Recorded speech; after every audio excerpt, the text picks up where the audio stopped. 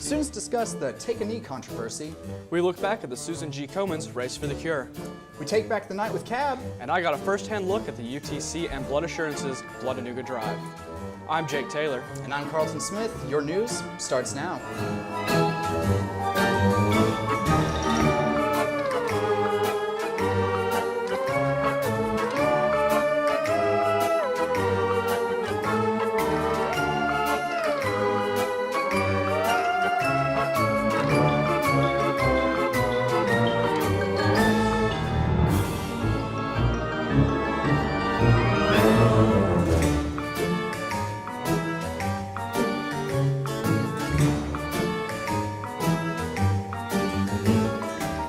Sit, stand, or kneel. UTC students discussed how they felt about the widespread movement. Our Kayla Faulkner has the story. The Multicultural Center hosted its monthly What's Real dialogue. This month's topic was Take a Knee. The movement, which was inspired by former NFL quarterback Colin Kaepernick, brought students, faculty, and veterans together. Attendees sat in small groups and discussed an array of topics from police brutality to the Black Lives Matter movement. Students then joined into one group to voice their opinions. We'll have to focus on the issues that are actually going on, which is the police brutality and the killings and things like that. Assistant Director Tony Thomas shared her thoughts. The main thing that we got from this dialogue was that the dialogue doesn't stop here.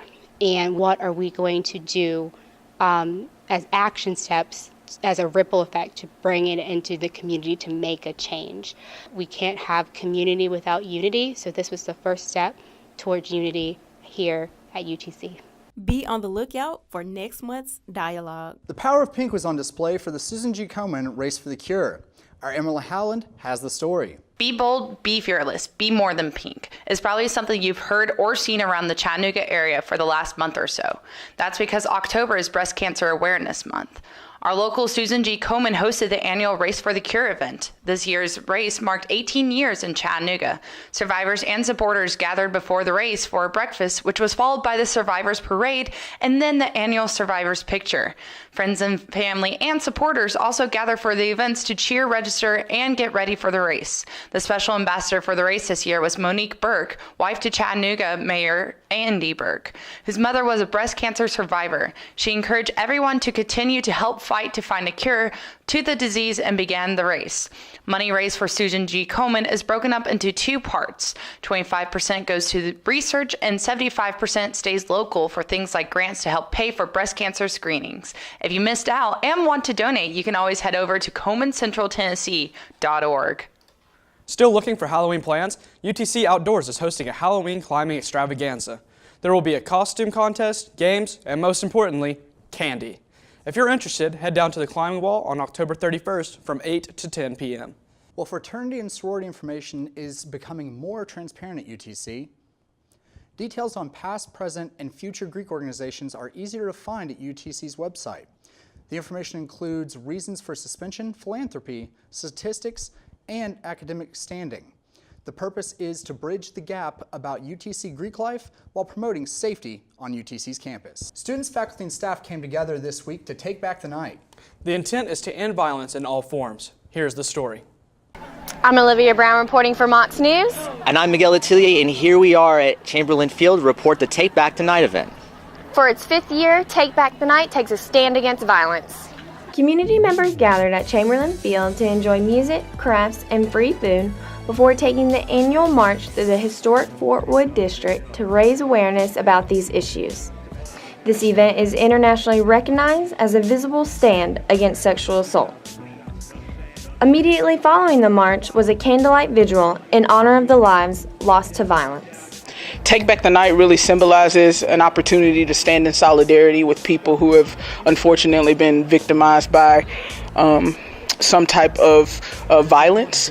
I think that crimes like these and situations like these really require us to have a voice and to speak up for people that maybe lack the capacity to do so. I actually wish that we talked more about, sex and sexual assault on campuses. Sadly, we don't have much of a funding for that. I think people need to advocate to have those talks because it's important that people understand what they can and can't do and what is, safe for people to do and what is consensual. Stop the silence! No more violence! Stop the silence! No more violence! If you have extra prescription drugs laying around and you don't know what to do with them, don't throw them away and don't flush them down the toilet. It could pollute the water. UTC hosted the Drug Take Back this week. Officials want to educate the public about the proper use and disposal of prescription drugs. Are you interested in more information? Well, you can head over to fda.gov/drugs. UTC hosted 2 documentaries about the injustices and civil rights in other countries. The History Club hosted a viewing of the documentary Stranger in My Homeland and even had the filmmaker speak. Chloe Tricos explained her film. What I kind of just wanted was to make people aware of what is happening in Zimbabwe, of how, how sort of lucky we are in the US and other countries, and that, we at least, can have elections where we aren't killed if we vote for the wrong party. The other documentary, Tickling Giant, was shown on the same night. It is the story of comic Bassem Youssef and the government's desire to mandate freedom of speech in Egypt. The documentaries gave students a chance to question not only their role in society, but the government as well. Well, the UC Auditorium was bumping this week. Our Joseph Dykes has the story. The Hispanic Outreach and Leadership Association, also known as OLA, used dance and music to show off a unique part of Hispanic culture. After everyone had eaten their fill of good food, the Latin dance exhibition featured a multitude of dances, including bachata, tango, salsa, flamenco, and others. One of the highlights of the event was the performance of CLILA's children's folk group, who put on a colorful show with their rendition of Mexican folkloric dance. Another memorable performance was put on by UTC's own student salsa group, which is called G2G. If you're interested in learning how to dance the bachata style, then OLA is hosting free dance lessons on Halloween in the University Center. For more information, you can check out OLA UTC's Facebook page. Well, Carlton, this week has certainly been cooler. Certainly has, Jake. And I'm afraid there's some frightful weather on the verge, so let's check in with our Jay Rivera, and nobody does it like her. Thanks, guys, but I'm feeling a little lightheaded. I don't know about frightful weather, but this week does promise to be wet and cold. On Saturday, you can expect to wake up to rain, and it will continue throughout the day. The high will be 52 with a low of 50. The rain will go away so that you can get out on Sunday. Enjoy a brisk day with a high of 53 and a low of 35 that night. And on Monday, things warm back up for the rest of the week with highs in the upper 60s and lows in the 40s. So get out and spook up some fun. Back to you, ghouls. Cannons flew through the air this week at UTC. Workers closed Oak Street as the giant crane hauled cannons 25 feet up in the air from the front of the Patton House. The cannons are now in Lookout Valley for rehab work that will include repainting with weather-resistant green epoxy. The stainless steel stakes will now secure them to the ground, and the cannons were made in 1862 out of cast iron. When they were cataloged in 1959, they had a worth of $525 each. The blood of one could save 3 at the Blood and Nougat Blood Drive.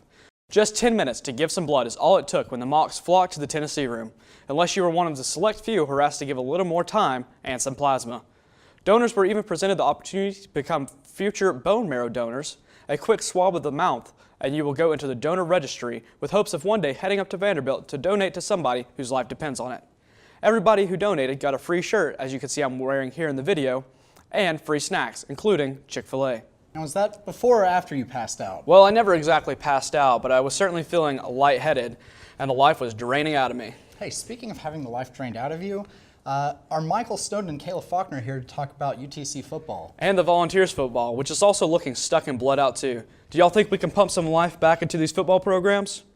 Well, things aren't looking too good for UTC or UTK, with both in the middle of an unfortunate losing streak. Players out with injuries and suspensions isn't helping either. Let's take a look back last Saturday for when the Mocs took on the Citadel for the Military Appreciation Game. The Mocs hosted the Citadel Saturday for Military Appreciation Day, looking to get their first home win of the season. But unlike our great military, UTC fell short yet again. Despite a close game, it was the second straight loss of the Citadel as the offense and the defense struggled throughout the day.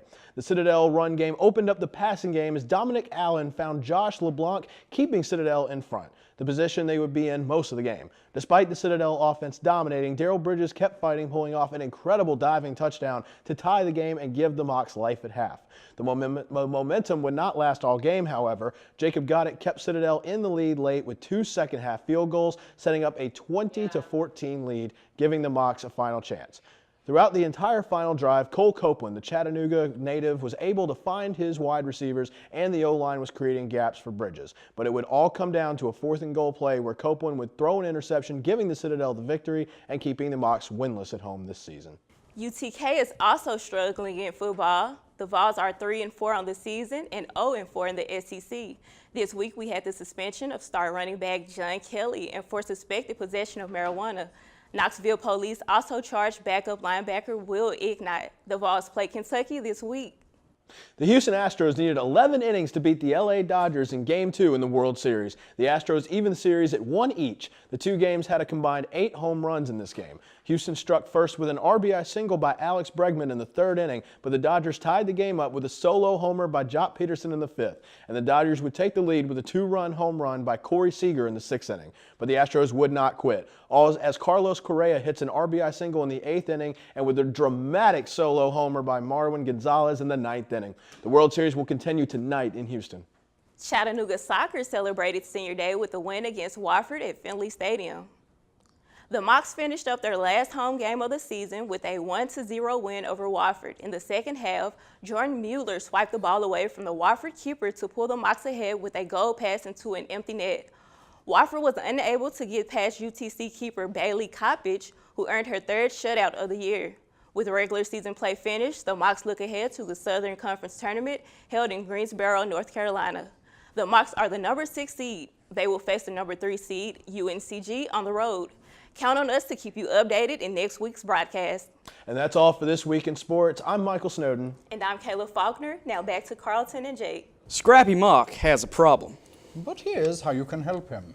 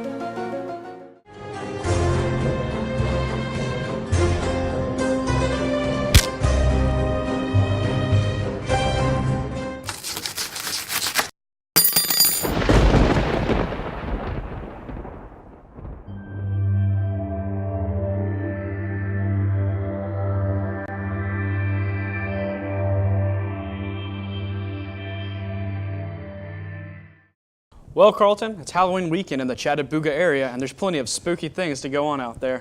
That's right, Jake. Let's see what's going on out there. Well, this weekend is filled with thrills. Starting tonight and running the rest of the weekend, it's the return of the 7th annual Frightening Ass Film Festival. The event will take place at the Palace Picture House on Georgia Avenue, and will also have some live music. The cost is $10 and up. Be on the lookout for zombies downtown, as the Escape Experience Chattanooga will have the Halloween zombie outbreak. It will continue till Halloween and starts after 6 p.m. The cost is $28 per person. But if you're looking for something a little less scary, then maybe head over to the Red Clay State Historic Park, where you can check out the Red Clay Powwow. The event is Saturday and Sunday from 10 a.m. to dusk. There you can see Native Americans perform special dances, art, crafts, and more. The cost is $5. Also this weekend, Regal and AMC Theaters are hosting classic Halloween movies like The Nightmare Before Christmas, Little Shop of Horrors, and the Rocky Horror Picture Show. You can check out times and dates online. Well, that does it for this edition of Mocs News. Thank you for joining us. Check out our videos uploaded throughout the week to YouTube, and don't forget to subscribe. And have a spoopy weekend from all of us here at Mocs News.